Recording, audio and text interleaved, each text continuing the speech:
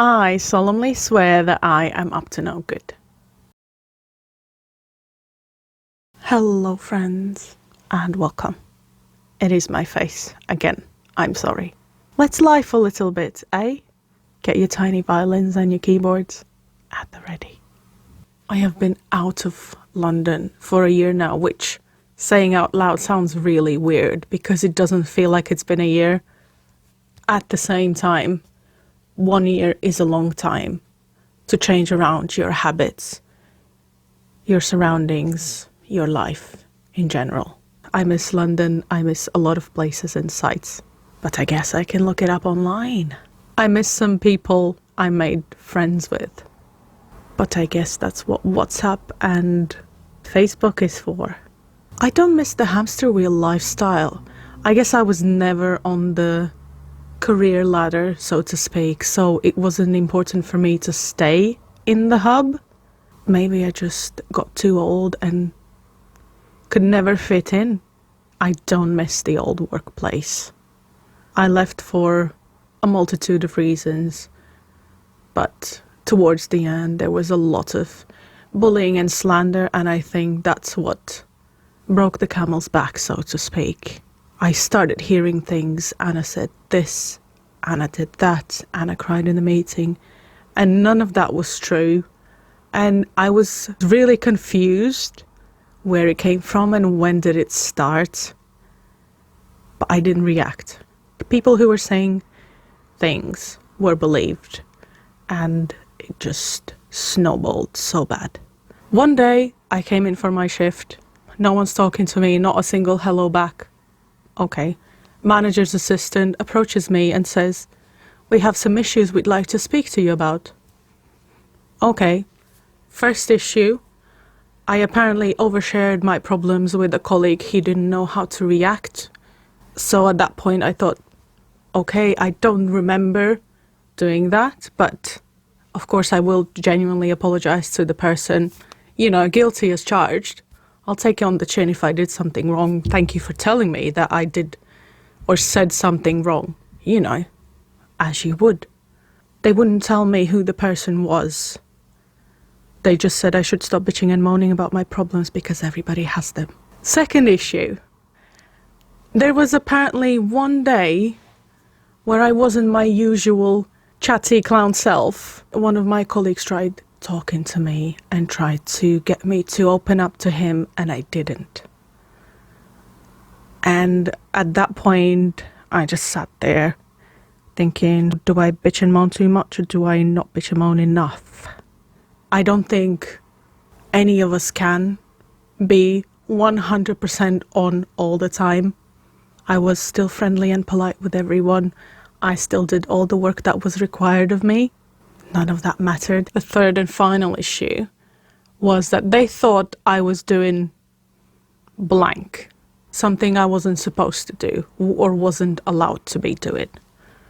They had no evidence, they had no witnesses, but they think I was doing that. In hindsight, was that a threat? I don't know.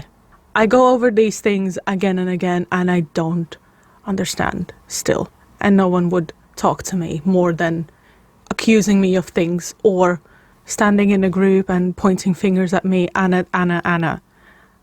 Which, again, if I did something wrong or I said something wrong, please come and tell me. I made a mistake in front of my manager and I learned that, particular action was incorrect 3 months later from him when he gave it to me as a backhanded compliment. I've worked in companies where managers were mentors, knowledgeable, trustworthy, respectable people. This was not it. How can I correct my behavior or change my actions going forward if I did or said something wrong and no one's telling me? There were plenty more situations, but all of that just gave entertainment for the select group that were working on getting rid of me. One fine morning, I walked into an office and some people from that particular group were sitting down and discussing how to frame me and get rid of me, verbatim. I had witnesses. I could have dragged them to HR. But there was so much slander, and they have turned a number of other colleagues against me already. They were believed and I wasn't. I didn't think it was necessary. I felt I wouldn't be believed again, so I had to leave. Half the time I felt like I was losing my marbles. It is not a nice feeling to question everything you see and hear and know. This is a green lollipop. This is a chair that you sit on comfortably. Yeah, there was so much slander. I was definitely entering my reputation era. Fun fact, I share a birthday with Ozzy Osbourne, of all people. And it makes all the sense. He is my spirit animal.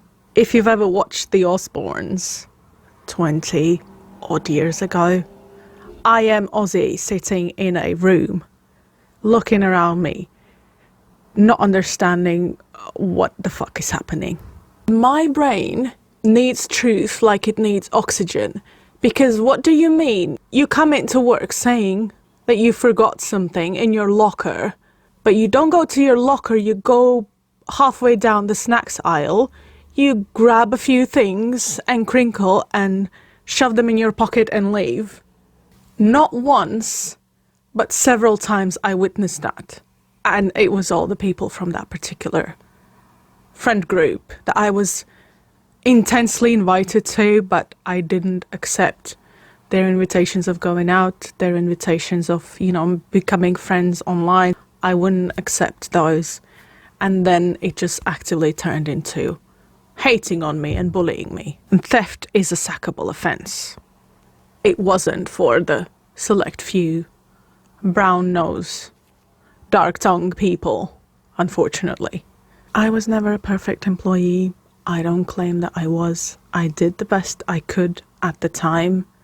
I think we all do, wherever we are, as honest human beings. People who finally got me out then saw my resignation as admitting guilt. Anyway, karma is real and people get what they deserve. It just takes time and I won't be there to witness it. Father Marshall said he ate shit till he couldn't taste it. I guess I wasn't that resilient and I do need to grow a thicker skin. Wah, wah, wah, baby, life's not fair. Wah, wah, little baby, wah, wah, life's not fair. Jokes aside, it's not lost on me how fortunate I was to be able to get out of that. A lot of people are not, whether it's a workplace, family, or a relationship, or illustrious country leaders. I am glad I am here and not there. I would have lost my mind working under those people. Anyway, I don't miss dating in London. I don't miss being love bombed and then ghosted. Who does that? I don't miss fearing for my safety whilst going to work. That is just silly. In the present day and age, I don't think we should be. But isn't it funny, without going into details, how many of us have been verbally or physically unsafe just going to work? And you talk to women, and all of us, I'm pretty sure all of us know at least one woman who has gone through something horrific. When you speak to a man about such issues, they've never done anything of sort, and they don't know anyone who has either. Anyway, we lost Maggie Smith this year. She was a national treasure, and we lost her on the anniversary of Michael Gambon passing. How rude is that? They planned it, surely. Watching Harry Potter gets harder and harder every year. We lost Shannon Doherty this year. I'm a millennial. I grew up watching Beverly Hills and 91210 and Charmed. She lost her battle with cancer. We lost one of our own this year, a beloved person from our colouring community here on YouTube, Lisa Geese, also lost her battle with cancer. So sad. I lost my dad to cancer. It wasn't this year, it was 4 years ago. But you and me, can we agree on two things? One, fuck cancer. And two, if you have any lump or bump or something doesn't feel right or something hurts, it takes time, it takes effort. In a lot of cases, it takes money to get it investigated. But please, please, please do. It is not worth losing your life to measly cancer cells. Fuck off. Be serious. Not worth losing your life for. Nothing is. But if anything happens to Keanu Reeves or Pedro Pascal, I swear to God. We gained the last ever episode of Grand Tour this year. I am a fan of the trio. I always have been. I remember being a teenager, entering my teens 22 years ago, when they had just started as that trio. That whole thing was bittersweet. I did shed quite a few tears. Many happy memories also. 22 years is a long time of anyone's life. And now it's just all... They're all three separately, and I'm supporting them however I possibly can. Me and my friend, we did manage to nip down to Diddley Squat Farm Shop recently. It is a nice place. We got a few goodies for each other for Christmas. We also now understand the council complaints. If you watched Clarkson's Farm, most of the complaints, like the parking and stuff, people are ridiculous. They want to get in, they leave their cars anywhere. On the side of the road, blocking buses, blocking other traffic, blocking farm equipment. But there's nothing Jeremy himself can do, is there? One thing that I forgot to mention that we gained this year was the reunion of Linkin Park with the new lead singer. I know a lot of people have very strong opinions about this, and Chester could never be replaced. I'm a millennial emo myself. It will never be the same. All they can do is move forward. Just look how happy Mike is nowadays. We are truly blessed. And speaking of cars, why does every car look like Robocop? The strip of LED lights across the front for headlights. Why? Why? Growing up, you know, me and my brother waiting for dad to come home from work. In the evening when it's dark, you're looking at cars coming down the road and you're trying to guess what car it was by the shape of headlights. Can't even do that. And what is it with black on black on black? I don't know what it is. It's just a black blob. Is that how car manufacturers make money nowadays? Is that an optional extra to have the logo in chrome instead of shiny black plastic? That's what it looks like. And who was it? Ford, who started spelling out the name of the make or the model of the car in large spaced out letters on the back? Was it Ford? Was it Ford? Because Ford are doing it, Skoda are doing it, Vauxhall are doing it. I'm pretty sure I'm missing some. Poor little guy Hyundai, not a full petrol. I believe they are hybrid or electric. But they don't even get a logo nowadays on the back. It looks like a little sticker at the base of the back window. Call me old-fashioned, cynical, purist. If something looks silly, I'm gonna say it looks silly. And Range Rovers? Come on. The new ones are just shaped stupidly and look so stupid. I saw this the other day. I didn't read ID. I read IQ. I love you, Germany. I do. For me, this will forever be IQ 3. Other IQs are also available. What happened with Peanut the Squirrel? Unnecessary. What happened with It Ends With Us movie? What a mess. Also unnecessary. And what happened with P. Diddy? Don't answer that. I am aware, superficially, and what's been shown on the news. I need Emily D. Baker to explain things to me. Money and power, huh? Also unnecessary. And Kesha, what a fucking legend, changing the lyrics to her song to wake up in the morning like fuck P. Diddy. Thank you. Anyway, have you watched The Solar System on BBC, the one with Brian Cox? It's amazing. My tiny little brain gets blown every time. I love all things space so much. And with Mars, was it actually just like planet Earth at one point in terms of atmosphere and temperatures? Will we, not in my lifetime, I don't think, but eventually find evidence on Mars of humans like us? It won't be in my lifetime, but I get so excited about space. T-shirt reference. Speaking of t-shirts, do you like mine? I had tickets to the Eras Tour. I bought them as soon as they were available, a year before the actual date.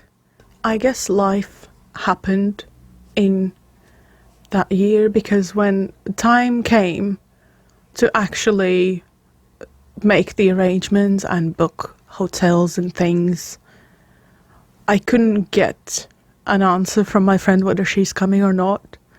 She did get married, her life changed since I acquired the tickets. I could sit here and speculate all day about what happened, but she hasn't told me. All I could do was apologise for giving her an ultimatum, basically, that she had to be somewhere on a certain day at a certain time, maybe for a whole weekend even. But yeah, it is what it is. I sold the tickets. I had reached a point where I was fine with selling the tickets. I wouldn't have liked to stand in one spot for 6-7 hours. Without water, without food, without a pee break. You know what I mean? We have the Eras Tour movie, which I have seen multiple times.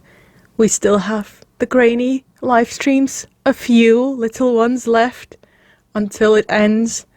And then we, of course, have quite a few really high resolution, good quality videos from people at concerts, like full 3.5 hours.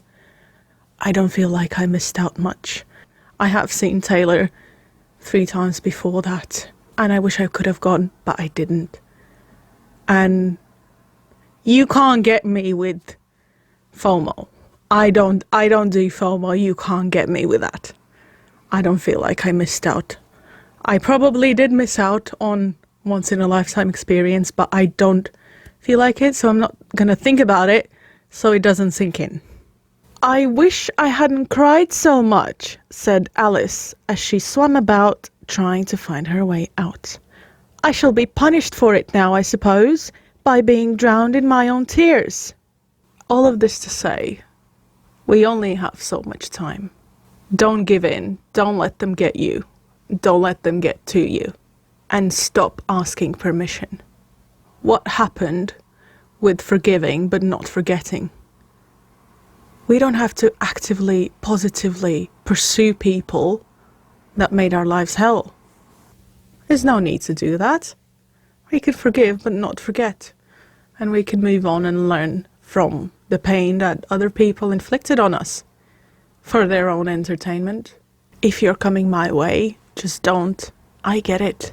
My friend says when she wins the lottery, she will go public just to see all the cockroaches and rats come crawling, you know, because that happens. Just a healthy amount of petty and sarcastic. I love you. You matter. Like I said, the comment section is there for a reason. Use it. Upwards and onwards. There's only one way up. I know I said London this and London that, but what they say is if you have negative memories attached to a place, just rewrite them. Make new fantastic memories with trusted friends, family, people you choose, your tribe. Rewrite the tape, make new memories. And that's what we're going to do. Me and my friend, we're going to Warner Brothers Studios, and then we're going to see The Lion King. I'm not ready for either. I know I'm going to cry like a baby, but we're going to London. We are going to make new positive memories in that place. But I don't want to go among mad people, Alice remarked. Oh, you can't help that, said the cat. We're all mad here. Mischief managed.